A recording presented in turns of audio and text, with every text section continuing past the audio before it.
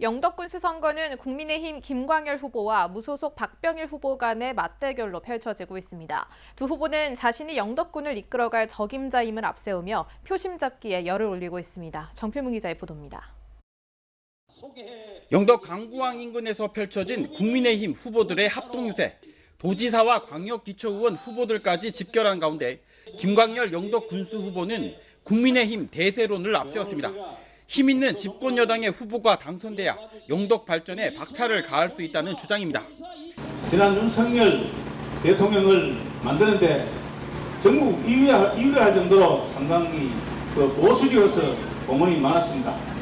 이번에도 대통령도 국민의힘, 국회의원도 국민의힘입니다.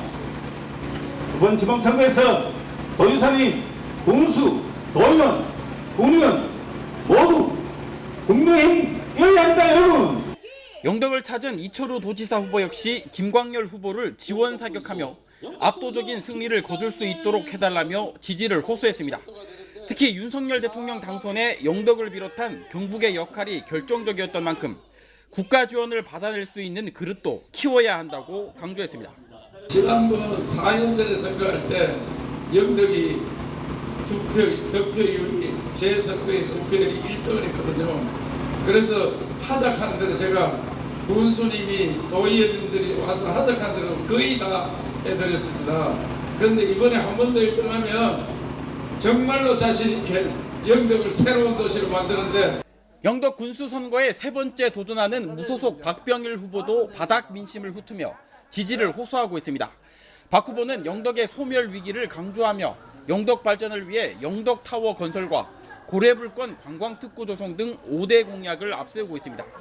영덕은 문화관광도시를 만들지 않으면 앞으로의 영덕은 없을 것이라 생각합니다. 그래서 저는 5대 공약을 만들었습니다. 첫째, 영덕타워를 건설하고 울릉도를 볼 수 있게끔 볼거리를 관광객들에게 제공하겠다. 특히 이전 정부의 탈원전 정책으로 백지화했던 천지원전 사업을 재추진해야 한다고 밝혔는데 윤석열 정부의 에너지 정책 기조로 하면 충분히 가능하다고 주장했습니다. 저는 충분히 재추진이 가능하다고 보거든요. 그래서 재정 자립도는 물론 국민들의 복리 후생 50년 내지 100년을 책임질 수 있겠다. 그런 측면에서 반드시 원전은 재추진돼야 된다. 이렇게 말씀드리고 싶고요. 영덕의 새로운 군수 선출이 일주일 앞으로 다가온 가운데 김광열, 박병일 두 후보의 막판 표심 잡기 경쟁도 더욱 치열해지고 있습니다. HCN 뉴스 정필문입니다.